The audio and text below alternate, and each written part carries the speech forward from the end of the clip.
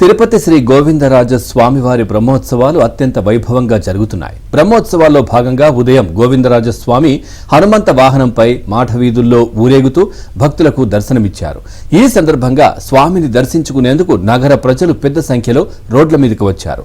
వాహన సేవ ముందు గజరాజులు నడుస్తుండగా భక్తజన బృందాలు చెక్క భజనలు కోలాటాలతో స్వామివారిని కీర్తిస్తుండగా మంగళ వాయిద్యాల నడుమ స్వామివారి ఉత్సవం కోలాహలంగా జరిగింది. ఇక భక్తులు అడుగడుగున కర్పూర హారతులు సమర్పించి స్వామివారిని దర్శించుకున్నారు.